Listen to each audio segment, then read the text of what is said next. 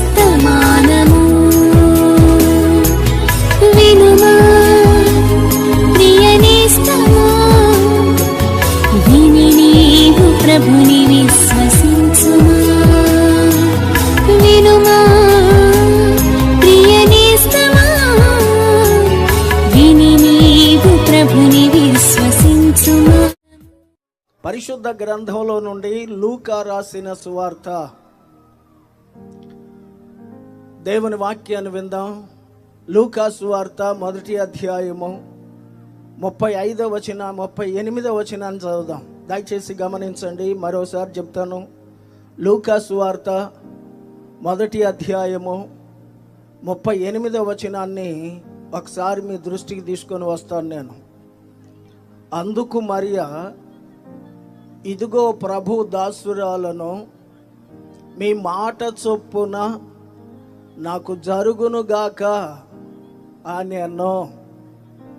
అంతటా ఆ దూత ఆమె యొద్ద నుండి వెళ్ళెను. చాలు గమనించండి, ఈ పండుగలో రోజు వింటానే ఉంటాం మనం. నాటికి 2000 సంవత్సరాలకి పూర్వము ఈ భూలోకంలో నజరేతు వాస్తవ్యురాలైనటువంటి మరియ దగ్గరకు దేవుని దూత దిగి వచ్చింది. దేవుని దూత దిగి వచ్చి ఈ చక్కటి మాట చెప్పింది. ఏమని అని అడిగితే, దయాప్రాప్తురాల, నీకు శుభం కలుగునుగాక అని చెప్పింది. ఈ శుభవచనం ఏమిటా అని ఆలోచన చేస్తూ ఉండగా చాలా చక్కగా దేవుని దూత మాట్లాడుతూ, మరియా, దేవుని వల్ల నీవు కృప పొందావు, గర్భం ధరించి కుమారుని కనబోతున్నావు. ఆయన సర్వోన్నతుడైన దేవుని కుమారుడు అనబడతాడు. ఆయన గొప్పవాడై దావీదు యొక్క సింహాసనమును లేక ఆయన ప్రజలను యుగ యుగాలు ఏలనై ఉన్నాడు. ఆయన రాజ్యమునకు అంతము లేదు అని చెప్పి చక్కగా మాట్లాడుతూ ఉంటే, ఆ అమ్మ మరియమ్మ చెప్పిన మాట ఏమిటంటే, నేను పురుషుని ఎరగందాను కదా, ఇది ఎలా జరుగుద్ది అని అడిగింది. అప్పుడు వెంటనే దేవుని దూత చెప్పింది, సర్వోన్నతుని శక్తి నిన్ను కమ్ముకోబోతుంది, పుట్టబోయేటటువంటి శిశువు పరిశుద్ధుడై ఉంటాడని చెప్పి దేవుని నోట నుండి వచ్చిన మాట ఏది నిరర్ధకము కానేరదు అని చెప్పింది. ఆ మాటకు మరియమ్మ వెంటనే తల వంచి ఈ మాట చెప్పింది, ఇదిగో నీ దాసురాలను, నీ మాట చొప్పున నాకు జరుగునుగాక అంది. స్తోత్రం చెప్పండి ఇప్పుడు అందరూ. మరియమ్మ చెప్పిన మాట ఏమిటంటే, నీ దాసురాలను. దేవుని సన్నిధిలో గర్భం ధరించి నేను కుమారునిగా అంటాను గనక, నా కుమారుడని లేక నా బిడ్డని, నాతో ఉంటాడని, ఆయన గొప్పవాడు అవుతాడని, ఆయన గురించి ఈ ఆలోచన ఏమి చెప్పట్లేదు. కానీ ఆ అమ్మ ఒకే ఒక్క మాట చెప్పింది, నీ దాసురాలను. నిజమే, ఈ రోజున దేవుని ఆరాధించేవారు, దేవుని సేవించేవారు, ఆయన పాదాల దగ్గర ఉన్నటువంటి వారు, పండుగలు చేసేవారు, పండుగల్లో సంతోషించడం మంచిదే. కానీ ప్రభువుకి దాసులు కావాలి. ప్రభు దాసులయ్యి ప్రభువును సేవించాలి. ఈ లోకంలో ఎవరెవరికో దాసులు అవుతుంటారు. కొందరు మనుషులకి దాసులు అవుతారు, కొందరు అధికారులకు దాసులు అవుతారు, కొందరు పాపానికి దాసులు అవుతారు, కొందరు ఈ లోకంలో ఉన్న దేనికో దాసులు అవుతారు, మరికొందరైతే త్రాగుడికి దాసులు అవుతారు, మరికొందరైతే ఈ లోకంలో ఉన్నటువంటి దేనికో దాసులు అయిపోతున్నారు. కానీ మరియమ్మ చెప్పిన మాట ఏంటో తెలుసా? నేను ప్రభువుకి దాసురాలను అని చెప్పింది. చేతులెత్తి దేవునికి స్తోత్రం చెప్పండి. దేవునికి దాసురాలను అని చెప్పింది. ఎందుకంటే ఓ మాట చెప్తాను, వినండి. మీకు ఈ రోజున దేవుని వాక్యాన్ని కొంచెం శ్రద్ధగా వినాలి. శ్రద్ధగా వింటే కొన్ని మాటలు మనకు అర్థమవుతాయి. ఏమని అని అడిగితే, 2వ రాజుల గ్రంథంలో చదవక్కర్లేదు కానీ 4వ అధ్యాయంలో ఒక బీద విధవరాలు అంటది ఎలీషా గారి దగ్గరికి వెళ్ళి, అయ్యా నా భర్త చనిపోతూ అప్పులు చేశారు, ఆ అప్పులు వారు వచ్చి నా బిడ్డల్ని వారికి దాసులుగా చేసుకోబోతున్నారు అని చెప్పింది. బిడ్డలని దాసులుగా చేసుకోబోతున్నారు అంటే మనుషులకి దాసులుగా పోతున్నారు నా పిల్లలు అని చాలా బాధపడుతూ ఉంటే ఆయన అన్నారు, నీ దగ్గర ఏముందో చెప్పమ్మా, దాని ద్వారా దేవుడు ఆశీర్వదిస్తారు అని చెప్పింది. చాలా చక్కగా తెలిసిన మాట మనకు. మరి ఇంకొక మాట చెప్తాను వినండి, చదవక్కర్లేదు కానీ ఒక రోజున గర్భవతి అయినటువంటి అబ్రహాం గారి కుమారుడైన ఇస్సాక్ గారి భార్య దేవుని దగ్గరికి వెళ్ళింది. అయ్యా గర్భవతిని అయ్యాను, నిండు గర్భవతిని, ఏంటో తొందరగా ఉంది, గర్భంలో వేదన కలుగుతుంది, నాకు ఏం చెయ్యాలో తెలియట్లేదు, ఈ బాధ భరించలేకపోతున్నాను అని చెప్పి ప్రభువుని అడిగితే లేక దేవుని సన్నిధికి వెళితే దేవుడు చెప్పారు ఈ మాట, నీ గర్భంలో 2 జనపదములు ఉన్నాయి, అవి ఒకదానితో ఒకటి పెనుగులాడుతూ ఉన్నాయి, చిన్నవాడికి పెద్దవాడు దాసుడు కాబోతున్నాడు అని చెప్పారు. చేతులెత్తి దేవుని స్తోత్రం చెప్దామండి. ఈ రోజున దేవుని పనిలో ఉన్నటువంటి మనమందరమే, ప్రార్థన చేసే మనమందరమే ఈ లోకంలో దేవునికే దాసులమై ఉండాలి, దేవుణ్ణే స్తుతించాలి, దేవుణ్ణే ఆరాధించాలి, దేవుని నామాన్ని మహిమపరచాలి. అలా దేవుని నామాన్ని మహిమపరిస్తే ఒక మేలేంటో చెప్తాను వినండి. తరువాత దాసుడు చేయాల్సిన పనులు 2 పనులు చెప్తాను, చెప్పేసి త్వరగా ముగిస్తాను నేను. ఎందుకంటే నా వెనకాల పెద్దవారు ఉన్నారు కనుక వారు మాట్లాడాలి, నేను ఎక్కువ సమయం మాట్లాడటం మంచిది కాదు.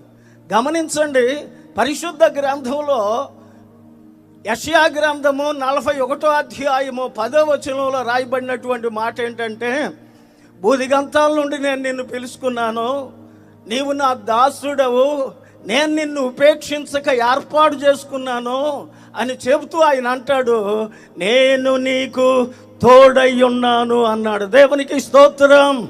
ఎవరు దేవునికి దాసులై ఉంటారో, ఎవరు దేవుని సేవిస్తారో, ఎవరు దేవుని మహిమపరుస్తారో, ఎవరు దేవుని పాదాల దగ్గర ఉంటారో, ఎవరు ఆయన నామాన్ని ఘనపరుస్తారో అలాంటి వారికి ఆయన తోడుగా ఉండే దేవుడు.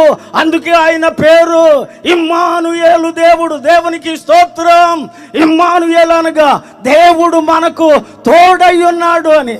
ఈ దినాల్లో ఎవరు దేవుని సేవిస్తూ ఉంటారో అలాంటి వారికి దేవుడు తోడుగా ఉంటాడు. ఒకసారి గట్టిగా చప్పట్లు కొడతా దేవుని నామాన్ని మహిమపరిచేద్దాం మనం అందరం కలిసి. ఆయన సన్నిధిలో ఉండి ఆయన నామాన్ని మహిమపరుద్దాం, దేవుని స్తుతిందాం, దేవుని ఆరాధిందాం, ఆయనకి దాసులం అయిపోదాం. మీలో చాలామంది అంటారు, దాసులంటే పాస్టర్ గారులే కదండి అంటారు. కానీ మరియమ్మ పాస్టర్ గారు అంటే మరియమ్మ పాస్టర్ గారు కాదు, ఆవిడ అంటుంది, నేను దేవుని దాసురాలను. స్తోత్రం చెప్పండి. ప్రార్థన చేసే ప్రతి ఒక్కరూ దేవుని దాసులే, ఆరాధన చేసే ప్రతి ఒక్కరూ దేవుని దాసులే, పరిచర్య చేసేవాళ్ళు దేవుని దాసులే, పాటలు పాడేవాళ్ళు దేవుని దాసులే, వాయిద్యాలు వాయించేవారు దేవుని దాసులే. దేవుని సన్నిధిలో ఉన్న ప్రతి ఒక్కరూ దేవుని దాసులై ఉన్నారు. అలాగూ దేవుని సేవించే ప్రతి ఒక్కరికి నా దేవుడు తోడుగా ఉంటాడు. దేవుడు మిమ్మల్ని అందరిని ఆశీర్వదిస్తారు. దేవునికి స్తోత్రం. అయితే ఈ సమయంలో దేవుడు తోడుగా ఉంటాడు, మంచిదే. మరి దేవుని దాసులు చేయాల్సిన పని ఏమిటి? ఏం చేస్తే దేవుడు మహిమపరచబడతాడు? ఏం చేస్తే దేవుడు ఆశీర్వాదాలు ఇస్తాడు? ఏం చేస్తే మనం దేవుని పాదాల దగ్గర ఉండి ఆయనకి ఏం చేస్తే ఆయన మనల్ని దీవిస్తాడు? సోదరి సోదరులారా గమనించండి, గత పోయిన సంవత్సరం కానీ ఈ సంవత్సరం కానీ దేవుని మహాకృపను బట్టి దేవుడు మనల్ని కాపాడారు. ఎందుకంటే కరోనా రాకుండా దేవుడు మనల్ని కాపాడారు. మనలో కొంతమందికి వచ్చినా తప్పించబడ్డారు. అంతేకాకుండా చాలా ప్రాంతాల్లో వరదలు వచ్చి చనిపోయారు. వర్షాల చేత ఇళ్లలో ఉండటానికి అవకాశాలు లేకుండా పోయింది. అయినా దేవుడు మన ప్రాంతాన్ని కాపాడారు గనుక కావలసినవి ఇచ్చారు, తినటానికి ఇచ్చారు, ఉండటానికి ఇచ్చారు. కావలసినవి అన్ని ఇచ్చిన దేవునికి మనమందరం కలిసి ఆయన పాదాల దగ్గర ఉండి ఆయన దాసులుగా, ఆయన సేవించే వారంగా, ఆయన ఆరాధించే వారంగా, ఆయన మహిమపరచు వారంగా, ఆయన పాదాల దగ్గర ఉండేటటువంటి వారంగా ఉండి ఆయనను సేవిందాం. ఈ సమయంలో ఇప్పుడు అందరం కలిసి చేతులు ఎత్తి దేవుని స్తోత్రం చెప్పేద్దాం. హల్లెలూయా. ఈ సమయంలో ఒక మాట, మరి దేవుని దాసులుగా మనం జీవించాలంటే అసలు ఏం చేస్తే దేవుని దాసులం అయిపోతాం? మనం ఏం చెయ్యాలి? ఈ రాత్రి ప్రత్యేకంగా దేవుని వాక్యాన్ని ఒక్క మాట మీ దృష్టికి తీసుకొని వస్తాను. రండి, దేవుడి వాక్యాన్ని చదువుకుందాం. రండి. మలాకీ గ్రంథము 1వ అధ్యాయము 6వ వచనంలో ఈ మాట రాయబడి ఉంది. ఏమని అని అడిగితే చాలా చక్కటి మాట. 1వ అధ్యాయము 6వ వచనం, కుమారుడు తన తండ్రిని ఘనపరచును కదా, దాసుడు, మీరు నాకు దాసులైతే నన్ను సేవించాలనుకుంటే మీరు చేయాల్సిన పని ఏమిటంటే నన్ను ఘనపరచాలి అంటున్నారు. దేవునికి స్తోత్రం. దాసుడు చేయాల్సిన పని ఏమిటంటే దేవుణ్ణి ఘనపరచాలి. పండుగల్లో, ఈ సభల్లో దేవుని ఘనపరచాలి. ఈ సమయంలో దేవుని ఘనపరచాలి. దేవుని ఘనపరిచేటటువంటి వారమై ఉన్నాడు దేవుని దాసుడు అంటే. దేవుని దాసులు అంటే ఘనపరిచేవారమే, దేవుని మహిమపరిచేవారము, దేవుని పాదాల దగ్గర ఉండేవారము. అందుకే భక్తుడైన దావీదు గారు అంటాడు 145వ కీర్తన 1వ శరణంలో ఈ మాట రాయబడి ఉంది, రాజు అయిన దేవా నేను నిన్ను ఘనపరుస్తున్నాను అని చెప్పాడు. దేవునికి స్తోత్రం. గట్టిగా దేవునికి స్తోత్రం చెబుదామండి. రాజు అయిన నా దేవా నేను నిన్ను ఘనపరుస్తున్నాను అని చెప్పి దేవుని మనమందరమే ఘనపరచబద్ధులమై ఉన్నాం. ఆయన చేసిన మేలును బట్టి, ఆయన చేసిన ఉపకారమును బట్టి, ఆయన చేసినటువంటి ఆ మేలంతటిని జ్ఞాపకం చేసుకుని దేవుణ్ణి ఘనపరచవలసిన వారమై ఉన్నాము. దేవునికి స్తోత్రం. గట్టిగా దేవుని స్తోత్రం చెబుదామండి. సామెతల గ్రంథము 24వ అధ్యాయము 21వ వచనంలో ఈ మాట రాయబడి ఉంది. త్వరగా దేవుని వాక్యాన్ని చదువుకుందాం. 24వ అధ్యాయము 21వ వచనం, కుమారుడా, అమ్మ గట్టిగా చదవాలి, నా కుమారుడా యెహోవాను ఘనపరచుము, రాజును ఘనపరచండి. దేవునికి స్తోత్రం. ఇక్కడ ఉన్నటువంటి వారందరూ రాజుని ఘనపరచాలి, దేవుని ఘనపరచాలి. మనమందరం కలిసి అలాగున ఘనపరచుదముగాక. దేవుని దాసులమైన మనం, దాసురాండ్రమైన మనం దేవుణ్ణి ఘనపరచాలి, రాజును ఘనపరచాలి, యెహోవాను ఘనపరచమని చెప్పి దేవుని వాక్యం చెబుతుంది. ఆయన్ని ఘనపరచాలి, ఆయన్ని ఘనపరిచి ఆయన నామాన్ని మహిమపరచాలి. అలా మహిమపరిచినప్పుడు దేవుడు మన ప్రార్థనలు ఆలకిస్తాడు. దేవుడు మనకు కావలసిన సహాయం చేస్తాడు. దేవుడు మనల్ని ఆదుకుంటాడు, కష్టకాలంలో తోడుగా ఉంటాడు, మనకు కావలసిన దీవెనలు ఇస్తాడు, బలహీనతల్లో కాపాడుతాడు, బలమిస్తాడు, కుటుంబాన్ని కాపాడుతాడు, బిడ్డల్ని కాపాడుతాడు, ఆరోగ్యవంతులుగా చేస్తాడు, ఆశీర్వాదాన్ని ఇస్తాడు, నెమ్మదిని ఇస్తాడు, శాంతిని ఇస్తాడు. దేవుడు మనల్ని కాపాడుతాడు. దేవునికి స్తోత్రం. గట్టిగా చేతులు ఎత్తి దేవుని స్తోత్రం చెబుదామండి. దేవుని ఘనపరచాలి. అలా ఘనపరిచినప్పుడు దేవుడు మనకు కావలసిన దీవెనలు సమృద్ధిగా ఇస్తాడు. 1 సమూయేలు గ్రంథం 2వ అధ్యాయంలో 30వ వచనం లాస్ట్ భాగంలో ఈ మాట రాయబడి ఉంది. ఏమని అని అడిగితే, నన్ను ఘనపరచు వారిని నేను కూడా ఘనపరుస్తాను. నువ్వు నన్ను ఘనపరిచేవనుకో, నిన్ను ఘనపరుస్తాను, నీ కుటుంబాన్ని ఘనపరుస్తాను, నీ బిడ్డలను ఘనపరుస్తాను, నీ పాడి పంటలు ఘనపరుస్తాను, నీ పశువులను ఘనపరుస్తాను, నీకు కావలసిన దీవెనలు ఇస్తాను, నీకు కావలసిన ఆశీర్వాదాన్ని నేను ఇస్తాను. నేను కూడా నిన్ను ఘనపరుస్తాను. సోదరి సోదరులారా, ప్రభువుని ఘనపరచాలి. అలా ఘనపరచటమే ఈ పండుగల్లో ఉన్నటువంటి భావం. ఆయన ఘనపరచకుండా పండుగల్లో మనం అన్ని తంటాలు పడ్డా ఈ పండుగలన్నీ దండగా అయిపోతాయి. మనకి దేవుని సన్నిధిలో మనం అందరమే ఆయన్ని ఘనపరచాలి. ఘనపరచడమే కాకుండా ఆయన పాదాల దగ్గరుండి ఆయన సేవించాలి. మనం ఘనపరుస్తూ ఉంటే ఆ ప్రభు మహిమపరచబడతాడు. దేవునికి స్తోత్రం. గట్టిగా దేవుని స్తోత్రం చెబుదామండి. ప్రకటన గ్రంథము 4వ అధ్యాయము 9వ వచనం 10వ వచనంలో ఈ మాట రాయబడి ఉంది. 24 పెద్దలు 4 జీవులు. చదువయ్యా చదువు, త్వరగా చదివి సహాయం చేసి పెట్టండి. 24 పెద్దలు 4 జీవులు మిగిలినటువంటి వారందరూ కలిసి ఆ ప్రభువుని ఘనపరుస్తూ ఉన్నారంట. అయ్యా మహిమ నీకే, ఘనత నీకే, ప్రభావము నీకేనయ్యా అని చెప్తున్నారంట. ఒకసారి చదివి సహాయం చేద్దాం.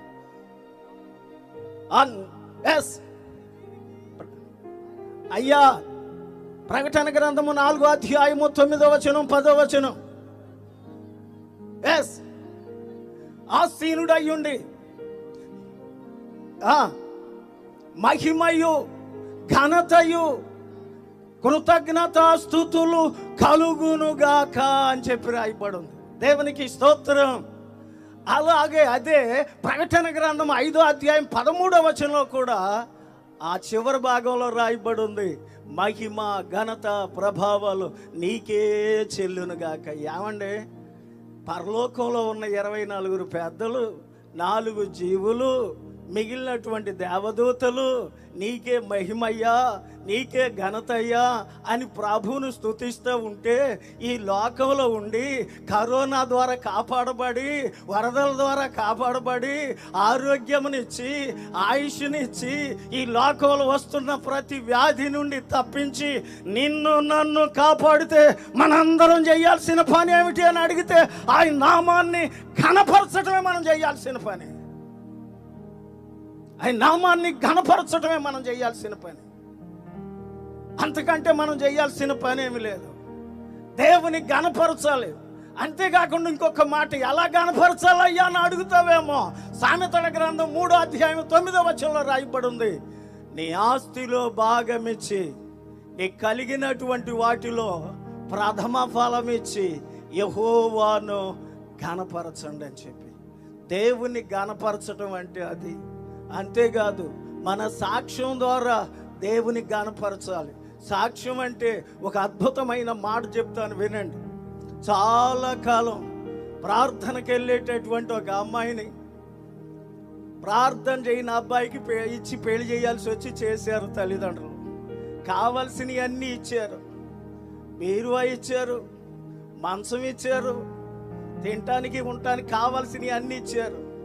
ఇచ్చి సాగనంపేటప్పుడు మన ఈ ప్రాంతాల్లో ఉన్నటువంటి మన ఆచార ప్రకారం అన్ని ఇచ్చి సాగనంపుతూ తండ్రి అడిగాడట, అమ్మా ఇంకా ఏమన్నా కావాలా?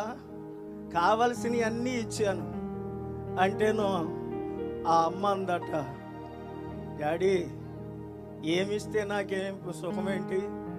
అన్ని ఇచ్చావు కానీ నేను వెళ్ళేటప్పుడు బైబిల్ ఇవ్వలేదు నాకు అందట. స్తోత్రం చెప్పండి. ఏమి ఇవ్వలేదట? బైబిల్ ఇవ్వలేదు నాన్న. నేను దేవుని ఘనపరచాలిగా, దేవుని ప్రార్థించాలిగా, దేవుని ఆరాధించాలిగా అంటే ఆయన అన్నాడట, అమ్మ వాళ్ళు ప్రార్థన చేసుకునేవాళ్ళు కాదు కదా, అందుకే ఇవ్వలేదమ్మా అన్నాడట. డాడీ అలా కాదు, నేను చెప్తాను, నాకు జాగ్రత్తగా నా బట్టలు పెట్టుకెళ్ళిపోతాను, ఏదో సమయంలో చదువుకుంటాను, ఎలాగో ప్రార్థన చేస్తాను, నాకు చేతనైతే ఆ కుటుంబాన్ని ప్రభు దగ్గరికి మళ్ళించి ప్రభువుని ఘనపరుస్తాను అందట. ఆ మాట చెప్పగానే తండ్రి బాధపడుతూ బైబిల్ తీసుకొచ్చి, అమ్మ బట్టలు పెట్టుకుంటావు, మరి ఎక్కడ పెట్టుకుంటావు, జాగ్రత్తగా పెట్టుకెళ్ళంటే అయ్యమ్మ బట్టలు పెట్టుకుని అత్తవారింటికి వెళ్ళిపోయిందట. అత్తవారింటికి వెళ్తే అత్తగారికి ఇష్టం ఉండదు, మాంగారికి ఇష్టం ఉండదు, బంధువులు ఎవరికి ఇష్టం ఉండదు, ఏం చెయ్యాలో అర్థం కావట్లేదు. అర్ధరాత్రి అందరినీ పడుకొనిచ్చి అర్ధరాత్రి లేచి మెల్లిగా లైట్ వేసుకుని బైబిల్ చదువుకుంటుందట. తర్వాత బట్టలు పెట్టుకుని స్నానానికి వెళ్ళేటప్పుడు ఆ ఉతికిన బట్టలన్నీ సంకలో పెట్టుకుని ఆ బట్టల్లో బైబిల్ పెట్టుకుని లోపలికి వెళ్ళి బాత్రూంలో కూర్చొని కాసేపు చదువుకుని అక్కడే బాత్రూంలో ప్రార్థన చేసుకుని, నాకు విడుదల ఎప్పుడయ్యా, పరిపూర్ణంగా నేను ఘనపరిచేది ఎప్పుడయ్యా, నిన్ను ఆరాధించేది ఎప్పుడయ్యా, ఎలా చేయగలుగుతానని ప్రతిరోజు ఆ బాత్రూంలో ఏడుస్తూనే ప్రార్థన చేసేది. జరిగిందేంటో తెలుసా? సంవత్సరాలు జరుగుతున్నాయి. కొన్ని సంవత్సరాలు జరిగిన తర్వాత మామయ్య గారికి జబ్బు చేసిందట. చేతులు ఎత్తి దేవుని స్తోత్రం చెప్పండి. మనిషి అన్నాక జబ్బులు చేయకుండా ఉంటాయా? జబ్బు చేసింది. జబ్బు చేసిన తర్వాత తేవాల్సిన మందులన్నీ తెచ్చారు, వేయాల్సినవి అన్నీ వేసారు, చూడాల్సినవి అన్నీ చూశారు. చివరికి డాక్టర్ గారు అన్నాడట, ఇక ఎక్కువ కాలం మిగిలింది మీరు పూర్తి చేసేయండి, ఎక్కువ కాలం అది బ్రతకరంటేను. అందరు ఇల్లు వెళ్ళిపోతా బాధపడతా ఏడుస్తున్నారట. అప్పుడు కోళ్ళ గారి దగ్గరకు వచ్చిందట, మామయ్య గారండి ఓ చిన్న మాట అండి, మీరేమనుకోనంటే చెప్తానండి. చెప్పమ్మా, ఏమనుకో, నీకు పోతున్నాను కదా, పోయేటప్పుడు ఇంకేమనుకుంటాను, నేనేమనుకోను, చెప్పమ్మా అన్నారట. ఏమి లేదండి, మన ఊళ్ళో పలానా చోట గుడి ఏదో ఉంది కదా, పాస్టర్ గారు ఉన్నారు కదా, ఆయన తీసుకొచ్చి చిన్న ప్రార్థన చేయించండి, మీరు బ్రతికిపోతారు అందట. ఆ మాట అంటే బతుకుతావంటే ఎవరికైనా ఆశ ఉంటుందిగా, ఆ ఆశ చేత పంపించాడు అంటే పిల్లలు రేళ్ళు తీసుకురండి రా పాస్టర్ గారిని. అది తీసుకొచ్చి పాస్టర్ గారు ప్రార్థన చేసిన తర్వాత ఈ అమ్మ మీరు బతికిపోతున్నారు, కంగారు పడకండి అని చెప్పిందట. 2 రోజులకో 3 రోజులకో ఆయన లేచి కూర్చున్నాడు, తిరుగుతున్నాడు. దేవునికి స్తోత్రం. మరలా ఆదివారం వచ్చేటప్పుడు అందరం వెళ్దాం పదండి అని చెప్పి భార్య పిల్లలు తీసుకుని గుడికి వెళ్తానికి తయారయ్యారట. భార్య అందట, ఎప్పుడు వెళ్ళంగా మనం అందట. కాదు, నన్ను బతికించాడు కనుక వెళ్దాం పదన్నా. అప్పుడు వెళ్ళేటప్పుడు ఈ అమ్మ బైబిల్ చేత్తో పట్టుకుని తిన్నగా బయలుదేరిందట. మా అంగారు అన్నాడట, అమ్మ అన్న అల్లట ఏంటమ్మా, అదే నాయన నేను బతికించింది అన్నట్ట. స్తోత్రం చెప్పండి. అదే నిన్ను బ్రతికించింది, అదే నిన్ను కాపాడింది, ఆ దేవుడే నిన్ను కాపాడారు. కారణం ఏమిటంటే ప్రతిరోజు ప్రార్థన చేస్తున్నాను కుటుంబ రక్షణ కొరకు, మీరందరూ బాగుపడాలని, మీరందరూ ఆశీర్వదించబడాలని, మీరందరూ ఆరోగ్యంగా ఉండాలని ప్రతి దినము నేను ప్రార్థన చేస్తూ నా దేవుని గణపరుస్తున్నాను అని చెప్పిందంట. చేతులు ఎత్తే దేవుని స్తోత్రం చెప్దామండి. ఈ రోజున కనీసం ఆ అమ్మలాగా కాకపోయినా మన ఇంటి వాళ్ళకి చిన్న సాక్ష్యం అన్న చెప్పి దేవుని నామాన్ని మహింపరుస్తున్నామా? ఆయన నామాన్ని గణపరుస్తున్నామా? ఆయన నామాన్ని గొప్ప చేస్తున్నామా? కనీసం ఆయనకి ఇవ్వాల్సిన ఇస్తున్నామా? దేవుని సేవిస్తున్నామా? అలా సేవించకపోతే ఈ రాత్రి అయినా మీరెందుకు ఒక నూతన తీర్మానం చేసుకోకూడదు? నా దేవుడు ఇంతవరకు నన్ను బతికించాడు, ఆయన్నే గణపరుస్తాను, ఆయన్నే మహిమపరుస్తాను, ఆయన పాదాల దగ్గర ఉంటానని చెప్పి ఈ పండుగలో మీరందరూ ప్రభుని గణపరచండి. రేపు రాబోయే 2022వ సంవత్సరంలో దేవుడు మిమ్మల్ని అందరినీ, మీ కుటుంబాన్ని ఆశీర్వదించునుగాక.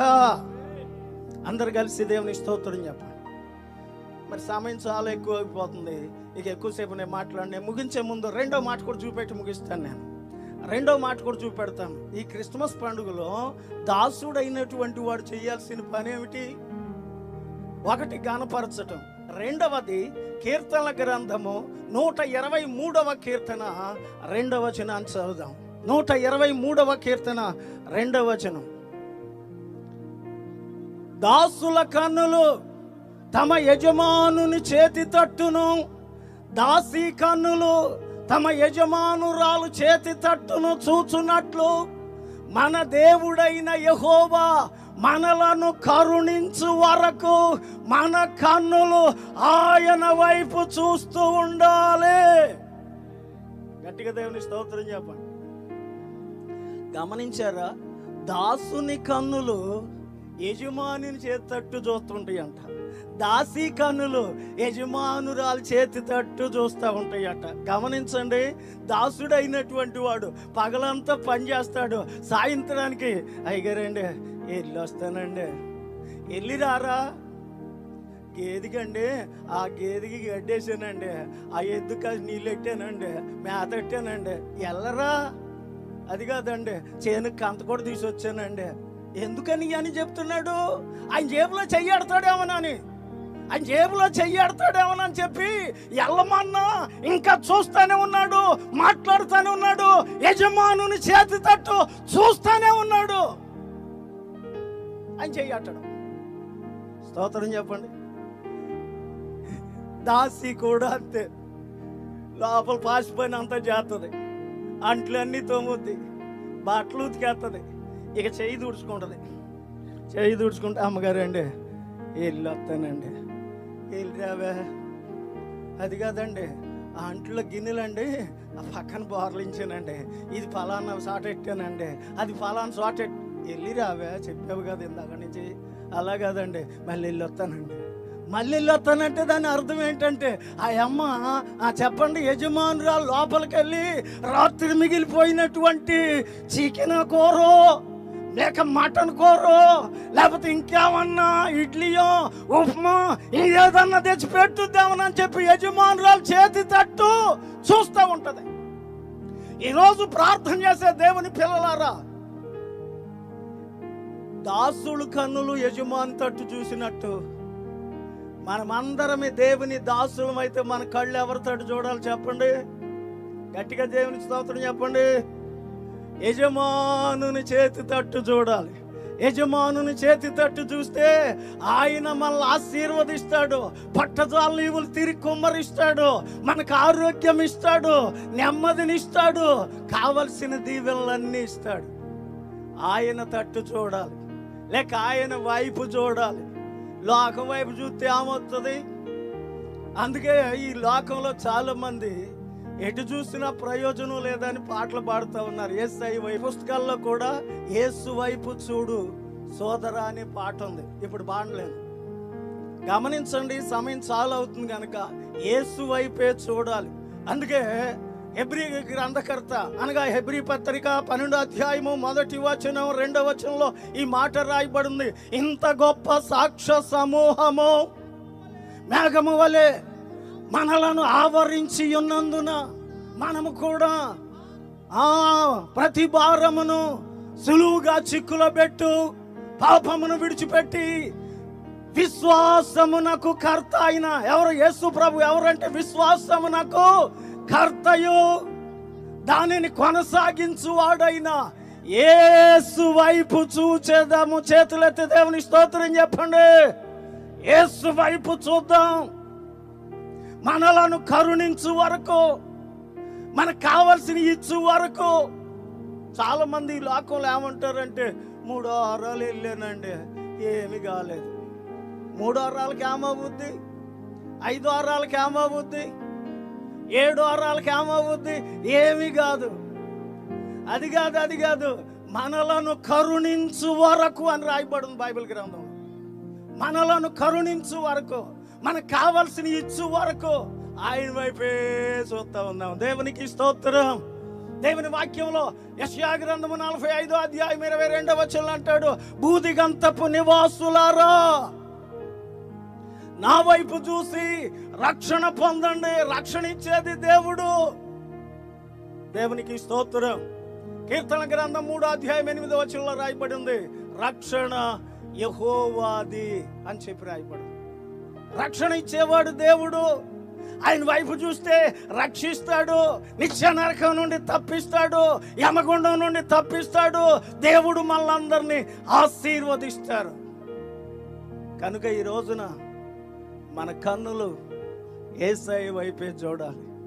మనం నిజంగా దేవుని దాసులమైతే, దేవుని సేవించేవారమైతే, దేవుని మహిమపరిచేవారమైతే దేవుని వైపు చూడాలి.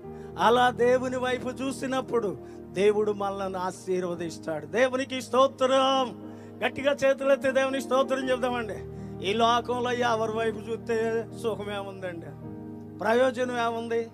మనల్ని సృష్టించిన, మనల్ని పుట్టించిన ఆయన వైపు చూడాలి. ఆయన వైపు మనం చూస్తే మన వైపు ఆయన చూస్తాడు. అందుకే జకరియా గ్రంథం 1వ అధ్యాయం 3వ వచనంలో అంటాడు, మీరు నా తట్టు తిరుగుడి, చెప్పండి నేనును మీ తట్టు తిరుగుతాను అని చెప్పి రాయపడు. దేవునికి స్తోత్రం. ఇక 3వ మాట ఇలా చదివించాలా, ముగించేస్తాను. ఇక 3వ మాట, దేవుని వాక్యంలో దాసుడు చేయాల్సిన పని ఏమిటంటే, తీతుకు రాసిన పత్రిక 2వ అధ్యాయము 9వ వచనం 10వ వచనంలో ఈ మాట రాయబడింది. తీతుకు రాసిన పత్రిక 2వ అధ్యాయము. దేవుడు వాక్యాన్ని చదువుకుందాం. చాలా జాగ్రత్తగా చదివి ఈ మాటలు ముగించేస్తాను నేను. అయ్యా, దాసులైన వారు అన్ని విషయములలో మన రక్షకుడగు దేవుని ఉపదేశమును అలంకరించి తమ యజమానులకు అది కాదు కాదు, ఎదురు మాట చెప్పక ఏం చేశాడని అంటాం అప్పుడప్పుడే. ఏం చేశాడని, ఎందుకు వెళ్ళాలి, ఎందుకు ఉండాలి ఉపవాసం, ఎందుకు చేయాలి ప్రార్థన, ఎందుకు ఇవ్వాలి కానుక, ఎందుకు ఇవ్వాలి ఆయన సన్నిధిలో ఎంతసేపు కూర్చుని ఏం చెయ్యాలి? ఏమండో చాలా జాగ్రత్తగా గమనించండి.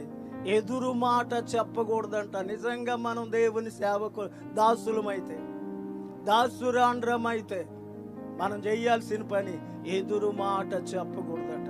ఇంకా కింద చదువుకుంటూ వెళ్తే ఏమీ అపహరింపక నమ్మకంగా పని చేయాలంట ఆయన దగ్గర. దేవునికి స్తోత్రం. అలా ఎవరు చేస్తారో వారిని ఆశీర్వదిస్తాడట. అలా చేయండి. ఈ సభల్లో దేవుని నామాన్ని మహింపరచండి. మీరు వెళ్ళబోయేటప్పుడు, అయ్యా ఇంతవరకు నన్ను కనికరించేవయ్యా, నీ దాసుడిని అయ్యా, నీ దాసురాలను అయ్యా, నన్ను కనికరించయ్యా, ఇక నుండి నిన్నే సేవిస్తానయ్యా, నిన్నే పూజిస్తానయ్యా, నిన్నే ఆరాధిస్తానయ్యా, నాకు కావాల్సిన ఇవి నాయన అని చెప్పి దేవుని సన్నిధిలో ఒక నూతన తీర్మానం చేసుకుని తిరిగి వెళ్ళండి. అప్పుడు దేవుడు మిమ్మల్ని అందరినీ దీవించునుగాక. కళ్ళు మూసుకోండి. చిన్న ప్రార్థన. దయగలిగిన మా యేసయ్య, ప్రేమ కలిగిన తండ్రి, మీకు వందనాలు చెల్లిస్తున్నాను. ఈ రాత్రి మీరు మాతో మాట్లాడిన అమూల్యమైన మీ మాటలకై వందనాలు చెల్లిస్తున్నాను. దాసులైన వారు గనపరచాలని, దాసులైన వారు ఆయన వైపు చూడాలని, దాసులైన వారు ఆయనకి ఎదురు చెప్పకుండా నమ్మకంగా ఉండాలని మీ లేఖలో ఉన్న మాటలు మేము ధ్యానం చేసాం స్వామి. ఈ మాటలు విన్న ప్రతి ఒక్కరిని ఆశీర్వదించండి.